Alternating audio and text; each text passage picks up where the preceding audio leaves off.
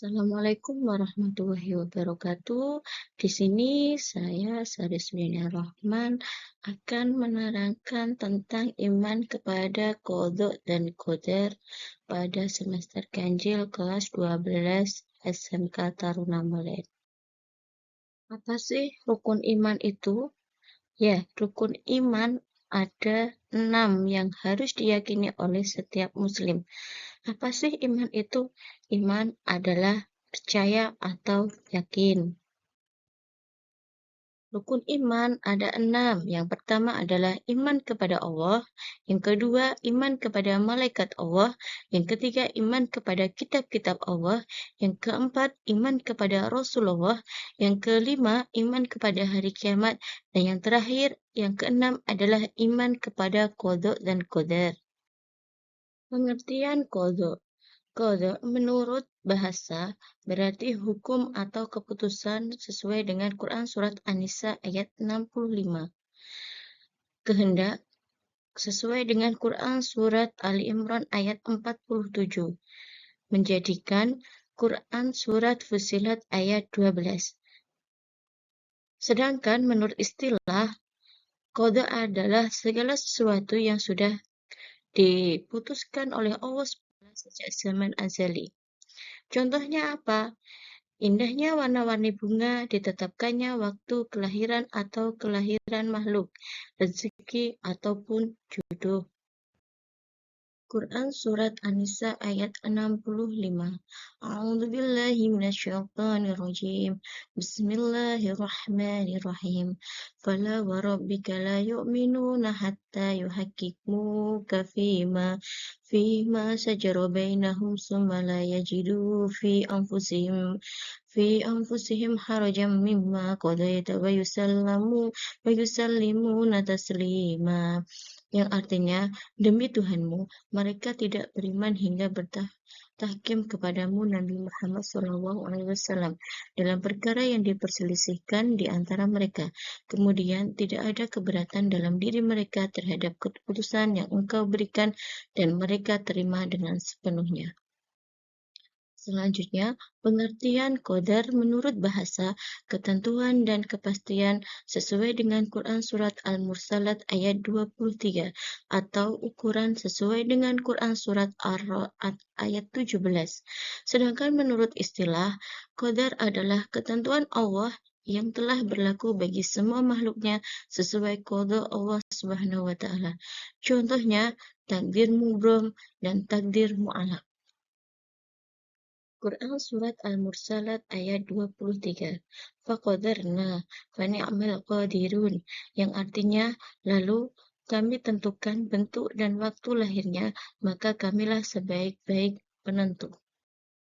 Sedangkan pengertian qadha dan qadar, seorang ahli bahasa Al-Quran Imam Ar-Raqib menyatakan bahwa Allah SWT menakdirkan segala sesuatu dengan dua macam cara, yaitu memberikan kudrah atau kekuatan dan membuat ukuran serta cara-cara tertentu. Qadha dan qadar biasa dikenal dengan sebutan takdir Allah Subhanahu wa ta'ala.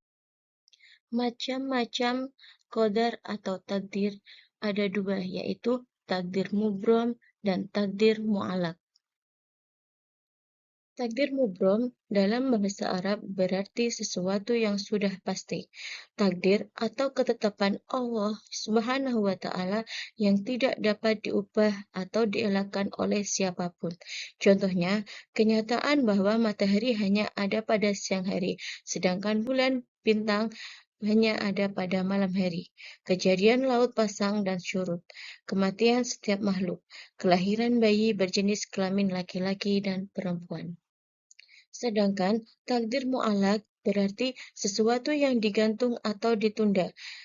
Dengan kata lain, takdir yang masih dapat diubah melalui usaha manusia. Contohnya, orang yang bodoh dapat pandai jika giat belajar dan berdoa kepada Allah Subhanahu wa taala. Yang kedua, orang miskin yang berikhtiar dengan sungguh-sungguh disertai dengan doa dapat menjadi orang kaya. Yang terakhir, bencana alam tidak akan menimbulkan korban yang besar jika manusia dapat mempersiapkan diri dalam menghadapinya dengan menggunakan kemampuan atau yang telah Allah berikan. Perilaku yang mencerminkan iman kepada qada dan qadar. Yang pertama, selalu menyadari dan menerima kenyataan. Yang kedua, senantiasa bersikap sabar dan ikhlas. Yang ketiga, rajin dalam berusaha dan tidak mudah menyerah. Yang keempat, selalu bersikap optimis, tidak pesimis. Yang terakhir, senantiasa menerapkan sikap tawakal.